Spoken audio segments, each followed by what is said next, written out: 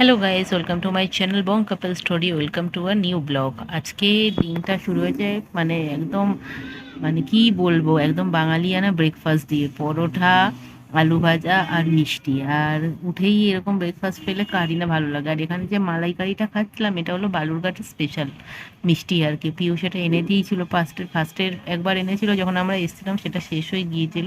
তো পরে আরেকবার ভালো লাগার কারণে মালাইকারি এই পাশে যেটা দেখছো বা দিকের মিষ্টিটা, সেটা পিউ আরেকবার এনেছিল। আর এখানে ঘন্টুর খাওয়া হয়ে গেছিলো। ঘন্টু এখানে এদিক ওদিক ঘুরে ফিরে বেড়াচ্ছিল আর কি, মেঝেতে শুয়ে গড়াগড়ি খাচ্ছিল গরমের জন্য। তারপরে আমরা রেডি হয়ে ফ্রেশ হয়ে ঘন্টুকে আড়াল করে একটু বেরিয়েছিলাম, কারণ আমাদের দুজনেরই একটু কাজ ছিল এখানে। আমি যাচ্ছিলাম পার্লারে হেয়ার ওয়াশ করানোর জন্য। আর পিউর ফোনটা ঘন্টু দুদিন আগেই ভেঙে দিয়েছে, মানে আমরা আসার একদিন আগে পিউর ফোনটা ভেঙে দিয়েছে। তো পিউ সেই ফোনটা নিয়ে গিয়েছিল ফোনের দোকানে ঠিক করতে। তো ফোনের দোকানে গিয়ে বলল যে 2 ঘন্টা টাইম লাগবে। তো পিউ আর আমি ঠিক করলাম যে বাদ বাকি আমাদের যে কাজগুলো, মানে পিউর কয়েকটা জিনিস কেনার ছিল আর আমার পার্লারের যে কাজগুলো, সেগুলো আমরা করে নেব। তো পিউ আমাকে একটা শর্টকাট রাস্তা বাজারের ভেতর দিয়ে নিয়ে যাচ্ছিল, যেটা মানে বালুরঘাটের মেন বাজার আর কি, বাস স্ট্যান্ডের থেকে এগিয়ে। মানে আমি তো অতটা ঠিক জানি না, পিউ যেরকম বলেছে আর কি। তো এখানে সব সবজি দোকান সব কিছু তখনও অবধি ছিল, মানে 11টা সাড়ে 11টা বাজে তখন ধরো। আর সব ফ্রেশ সবজি সেগুলো দেখছিলাম যে এখানের মানে সব চাষের জমি থেকেই ডিরেক্ট এনে বিক্রি করে। আর সবজির দাম এখানে খুবই সস্তা, মানে আমাদের কলকাতায় যেরকম আগুন ছোঁয়ার দাম, মানে এখানে সেটা নয়। মানে একদিন বাজারে এসে দরদাম করলে সেটা আমি বুঝতে পারবো। সেটা তো আমার করা হয়নি, তাহলে তোমাদের ব্লগে দেখাতাম। তো ওখান থেকে কাজ টাজ হওয়ার পর ফোন নিয়ে আমরা চলে গেছিলাম বাড়ি, কারণ লাঞ্চের টাইম হয়ে গেছিলো আর ঘুন্টুরও খাবার টাইম হয়ে গেছে। মা আজকে রান্না করেছিল ভাত, ডাল, মাছের চচ্চড়ি আর মুগ ডাল মাছের মাথা দিয়ে, আর একটা তরকারি, আর সাথে মানে আরেকটা মাছের তরকারি ছিল আর কি। তো সেগুলো সব শেষ করে খাওয়া তো যায় না।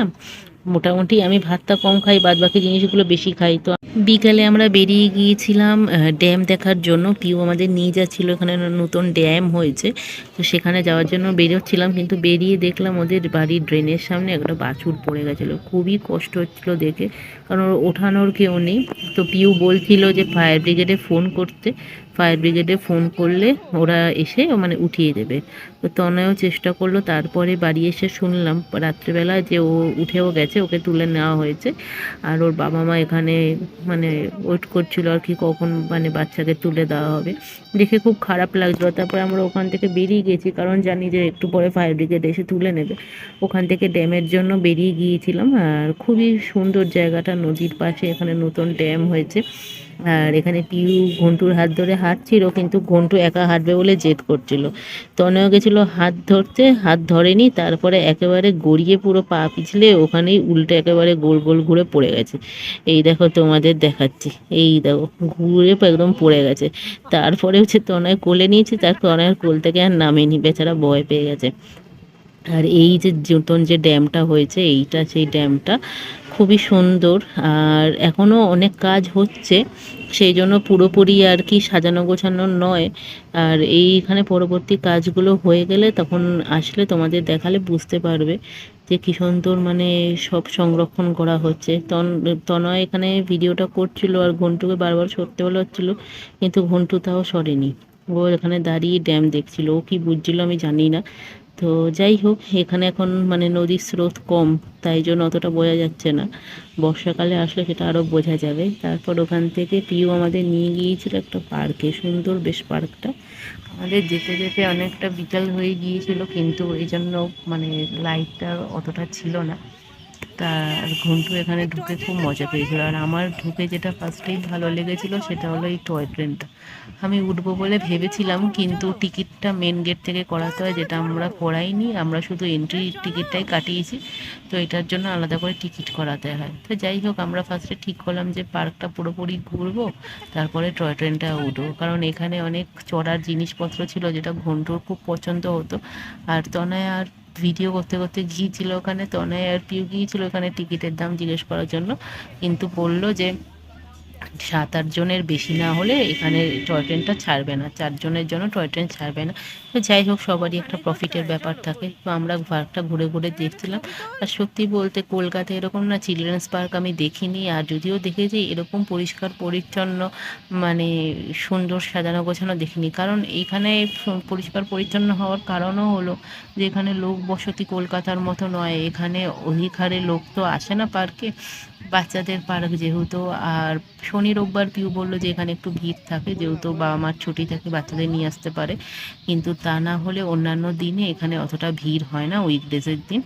তো যাই হোক, ঘন্টু এখানে সব ঘুরে ঘুরে দেখছিল, কিন্তু আমার মন এই টয় ট্রেনটার ওপরই পড়েছিল যে আমার চড়ার খুব ইচ্ছা, কারণ আমার মেলাতেও টয় ট্রেন চড়তে খুবই ভালো লাগে, কিন্তু আমরা শেষ পর্যন্ত উঠতে পারিনি। তো যাই হোক, আমি বারবার গিয়ে এই জন্য এটা দেখছিলাম যে কখন ছাড়বে কখন ছাড়বে, কিন্তু একদম জানিয়ে দিল যে 4 জনেতে ছাড়বে না।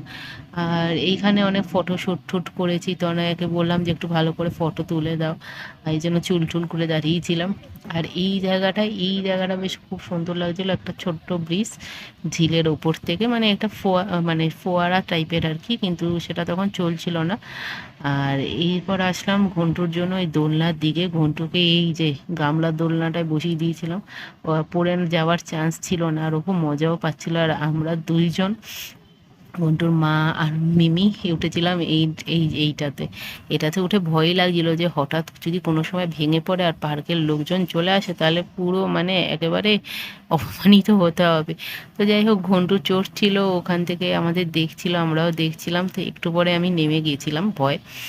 তারপরে এই দোলনাটায় উঠেছিলাম, তো অনেকে বলেছিলাম একটু রিলস বানিয়ে দেওয়ার জন্য, রিলস তো বানায়নি, ফটো তুলে দিয়েছে। যাই হোক, আর ঘন্টু এই উপরের যে ওই বড় জায়গাটা, গোল জায়গাটা, ওটায় উঠে খুব মজা পাচ্ছিল। পুরো খোলা জায়গা, ও নেচে নেচে বেড়াচ্ছিল, আর আমাদেরও খুব ভালো লাগছিল, কারণ ওটা ফটোশ্যুটের জন্য খুবই ভালো জায়গা। যদি একটু দিনের আলোতে আসতাম তো আর একটু ভালো করে ভিডিও করা যেত, আর একটু ভালো করে ফটো তোলা যেত, কিন্তু তখন অনেকটাই মানে অন্ধকার হয়ে গেছিলো, প্রায় বাজছিল 6:30। আর তনয় খালি তাড়া দিচ্ছিল বাড়ি যাব বাড়ি যাব করতে করতে। আর তারপরে লাস্টে ঘন্টুকে এটাতে বসিয়েছিলাম, এটাতে বসেও ঘন্টু খুব মজা পেয়েছে। কলকাতায় তো এইসব জিনিসগুলো পার্কে পায় না, কোনো অ্যামিউজমেন্ট পার্কে গেলে এগুলো থাকে, এমনি পার্কে তো অতটা থাকে না। তারপরে আমরা ঠিক করলাম ঘন্টুকে নিয়ে স্লিপে উঠবো, কারণ স্লিপটা তো ঘন্টু কলকাতায় কখনো চড়েনি। তো তনয় ঘন্টুকে নিয়ে ফার্স্ট উঠেছিল, আমি আর পিউ এক এক করে উঠেছিলাম, কারণ এটা বড়দের স্লিপ, তো আমরা উঠলে এমন কিছু হবে না আশা করি, কারণ এটা সিমেন্টের তৈরি, আরেকটা যেটা ছিল বাচ্চাদের সেটা প্লাস্টিকের তৈরি। তো তারপরে ওখান থেকে বেরিয়ে গেছিলাম, ঘন্টু তো কিছুতেই আসতে চাইছিল না। তারপরে আমরা গেছিলাম নিরালা রেস্টুরেন্টে। পিউ বললো ওখানের মোগলাই খুব ফেমাস, ওরা ছোট থেকেই খায়। তো আমরা সেই জন্য ওখানে চলে গিয়েছিলাম। ওখানে মোগলাইটা খেয়ে সত্যিই দেখলাম যে খুবই টেস্টি, আর ঘন্টু এক চুপচাপ ওখানে বসেছিল টেবিলের ওপর। তারপরে ওখান থেকে বেরিয়ে আসলাম বাড়ি। পান্ডা একটু বেরিয়েছে, আমি পিউ আর ঘন্টু বাড়িতে নেমে গেছি, কারণ ঘন্টু খাবে। এই যে ঘন্টু বসে আছে, ঘন্টুকে খাওয়ার পর আমি মানে খাওয়ানোর পর আমি আর পিউ একটু ওই বিশালে যাবো, কয়েকটা জিনিস নেওয়ার আছে যেগুলো কলকাতায় নিয়ে যাবো, যেগুলো কলকাতায় বিশাল তো আমি জানি না কোথায় আছে, পাওয়া যায় না, সেখানে একটু রিজনেবল প্রাইস, যেটা তোমাদের বলছিলাম, সেখান থেকে নিয়ে যাবো। তো সেই জন্য ঘন্টুকে খাওয়ানোর জন্যই নামলাম আর কি। আমরা তো পেট ভর্তি মোগলাই খাওয়া, ঘন্টু হাই বলছে। তো যাচ্ছি ওখানে, ঘন্টু খাওয়া যাবো। আর তনয় ওখানটা গেছে, একটু বেরিয়েছে, ওটা আবার চলে আসবে। আমি আগের ব্লগেও বলেছিলাম যে পিউদের বাড়ির সামনেই মানে একটা গলি দিয়ে বেরোলেই বিশাল মেগামার্টটা কাছে। আর যখন কোনো বাড়ির সামনে কোনো মল থাকে আর কি, জামা কাপড়ের বিশেষ করে আর গ্রসারির, তখন মনে হয় যে প্রত্যেক দিন কিছু না কিছু বাহানায় মলটায় যাই। তো আগের দিন কয়েকটা জিনিস কিনেছিলাম, তো মনে হলো যে বাড়ির জন্য সেই জিনিসগুলো যদি কেনা যায় এখান থেকে কম দামে, তো সেটা ভালোই হয়। তো আমি সেই জন্য গিয়েছিলাম, কয়েকটা ডোরম্যাট কেনার ছিল, কিছু প্লেটস কেনার ছিল, তো সেই জিনিসগুলো কেনার জন্য গিয়েছিলাম। আর আজকে পিউ গিয়েছিলাম আমার সামনে, পিউ যে হাতে পাপোশগুলো নিয়ে দেখছে সেগুলো 19 টাকা, আর 19 টাকা থেকে পাপোশ শুরু। হ্যাঁ, কলকাতার কোনো মলে পাবো না, কলকাতার ফুটপাতে, গড়িয়াহাটের ফুটপাতেও পাবো না, আমি জানি। তো সেই জন্য কয়েকটা জিনিস ও নিচ্ছিল, ও কলকাতায় নিয়ে যাবে, আমারও যেগুলো যেগুলো দরকার ছিল আমি নিয়েছিলাম। আর এখানে ঘন্টুর জন্য কয়েকটা সফট টয়েস দেখছিলাম, খেলনা দেখছিলাম, কিন্তু পরে মনে হলো যে এখান থেকে যখন ওরা নিয়ে যাবে তখন ওদের ক্যারি করতে খুবই অসুবিধা হবে, তো সেই জন্য আমি আর এখান থেকে কিছু নিইনি। ভেবেছি যখন ঘন্টু তো যাবে তখন সেই সময় তো কেনা যাবেই। আর এই যে প্ল্যান্টসগুলো দেখছো আর আর এই মানে এই কাটলারিগুলো দেখছো সেইগুলোও খুব কম দামে ছিল। তো তোমরা তো দাম এখানে পজ করে দেখেও নিতে পারো। তো এখান থেকে আমার সেরকম নেওয়ার ছিল না, আমার একটা সসপেন নেওয়ার ছিল যেটা হলো সেরামিকের। সেই সসপেনটা পাইনি কারণ এখানে সবই ননস্টিকের। এখানে যে কফি মাগগুলো দেখছো সেগুলো 29 টাকা দিয়ে স্টার্ট, আর নিচের যে কাপগুলো রয়েছে সেগুলো ওরকমই 100 টাকার ভেতরে। আর এখানে যে মানে বিয়ার গ্লাসগুলো ছিল সেগুলো 69 করে। আর কাঁচের যেগুলো বোতলগুলো দেখছিল সেগুলো 100 থেকে 150-র ভেতর। কিন্তু আমাদের ট্রেনে নিয়ে আসার উপায় নেই, সেই জন্য আমি আর কিছু নিইনি। আর এরপরে পিউ ঘন্টুর জন্য কিছু জুতো দেখছিল, কিন্তু সেগুলো আজকে নেওয়া হয়নি, পিউ যাওয়ার আগে নেবে। তো আজকের জন্য ব্লগটা এখানেই শেষ করছি, দেখা হবে নেক্সট ব্লগে। ততক্ষণের জন্য ভালো থেকো, সুস্থ থেকো। আর যারা যেন চ্যানেলটা সাবস্ক্রাইব করোনি তারা অবশ্যই সাবস্ক্রাইব করে লাইক কমেন্ট শেয়ার করো। দেখা হচ্ছে নেক্সট ব্লগে, ততক্ষণের জন্য টাটা, গুড নাইট।